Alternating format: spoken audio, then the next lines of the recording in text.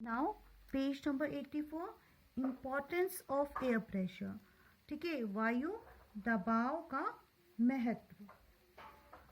Air pressure helps in everyday life like in filling up a syringe and fountain pen, drinking with a straw and using dropper।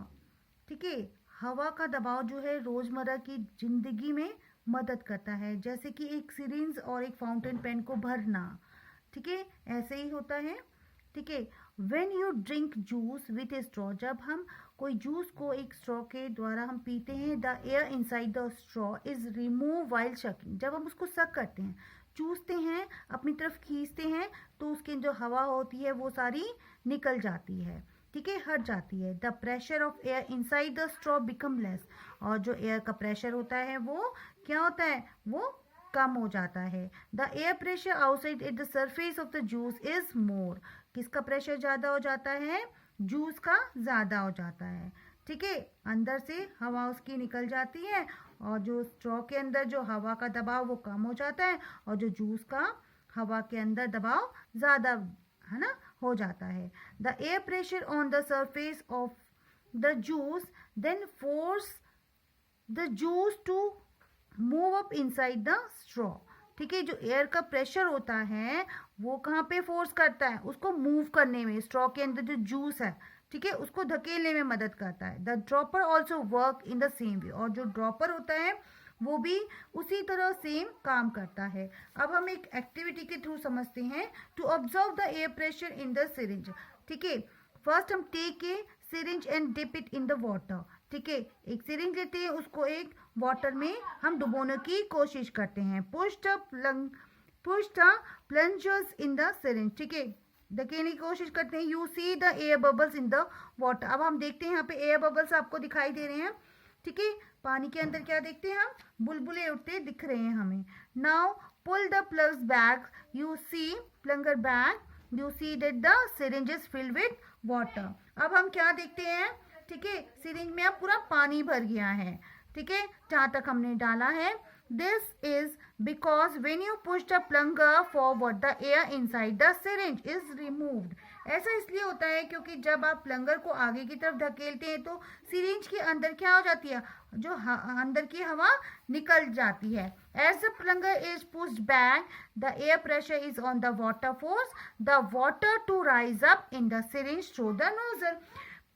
जैसा कि plunger को वापस खींचा जाता है तो पानी पर हवा का दबाव पानी को नोजल के माध्यम से सिरिंज के ऊपर उठने के लिए वो मजबूर कर देता है, इसलिए वो पानी को खींच लेता है अपने तरफ। ओके, नाउ नेक्स्ट हमारा आ जाता है वाटर। ठीक है, वाटर के बारे में हम देखते हैं, हम माने पानी।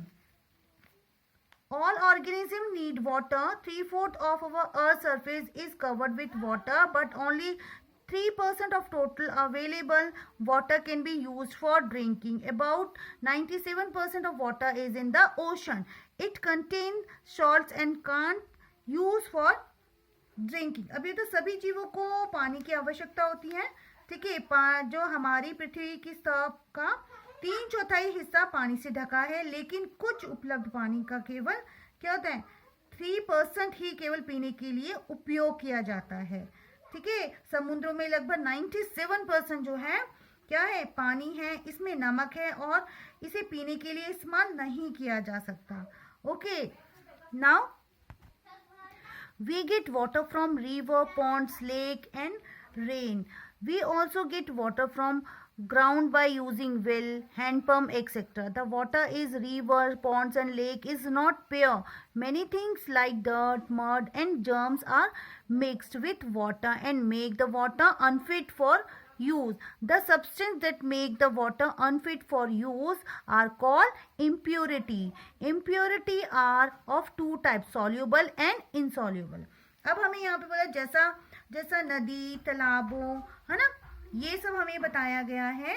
ठीक है, और बारिश से हमें क्या मिलता है, पानी मिलता है। हमें कुओं, हैंडपंप आदि का उपयोग हम करके जमीन से पानी का, है ना, जमीन से हम पानी प्राप्त करते हैं। नदियों, तालाबों और झीलों में जो पानी को शुद्ध नहीं होता है, साफ नहीं होता है, कई तरीके की गंदगी होती है, कीचड़ होते हैं, कीटाणु उसमें होते हैं, पानी के साथ मिल जाते हैं। और पानी का उपयोग करने के लिए क्या होता है, ये अनुपयोग मतलब उपयोग करने के लिए ये सही नहीं होते हैं, ठीक है, अनुपयोग होते हैं ये, मतलब पीने योग्य नहीं होता है ये पानी। वे पदार्थ जो पानी को उपयोग के लिए है ना, पीने के लिए उपयोगी नहीं होते हैं, तो उन्हें क्या बोलते हैं, उन्हें इम्प्योरिटी, अशुद्धियां कहलाते हैं वो, ठीक है। अशुद्धियां हमारी दो प्रकार की होती हैं, एक घुलनशील होती है और एक अघुलनशील होती है। ओके, soluble impurity क्या होती है, the impurity that get dissolved in water are called soluble impurity, for example salt of potassium and sodium, ठीक है, जो पानी में घुल जाते हैं, ठीक है, जो आसानी से पानी में घुलने वाली अशुद्धियों को घुलनशील, है ना, तो उसे क्या बोला जाता है, जो घुल जाती है उन्हें इम्प्योरिटी बोला जाता है। जैसे सॉल्ट घुल जाता है, ठीक है, सोडियम घुल जाती है, सोडियम के, है ना, तो ये हो जाती है सॉल्युबल। इनसॉल्युबल क्या होती है, the impurity that do not gate dissolve in water, जो डिजोल्व नहीं होती, जो पानी में नहीं घुलती हैं, जैसे सैंड एंड मड, ठीक है, रेत और मिट्टी नहीं घुलती हैं, ठीक है, तो इन्हें अशुद्धियां कहा जाता है। अब हम एक्टिविटी ले लेते हैं। Take a beaker half filled with water and 1 spoon of common salt to it, stir well, ठीक है, एक बीकर लेंगे, हाफ फिल करेंगे उसे पानी से, आधा भरेंगे बीकर को, उसमें 1 चम्मच, ठीक है, नमक डालेंगे और इसे अच्छी तरह हम स्टीयर करेंगे, माने घोलेंगे।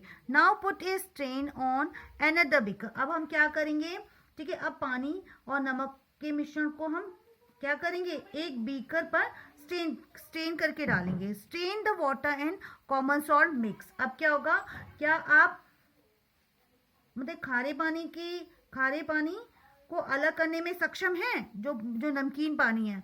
Are you able to spare common salt and water, repeat this with sugar and sand, ऐसे ही आप रिपीट करेंगे sugar, sand and tea leaves, इन सब के साथ। Now list down the soluble in insoluble, ठीक है, सब्सटेंस। अब आप क्या करेंगे, अब आप और सभी के साथ शक्कर, रेत, चाय की पत्ती, चॉक पाउडर, दूध के साथ सब, है ना, यही हम दोहराएंगे।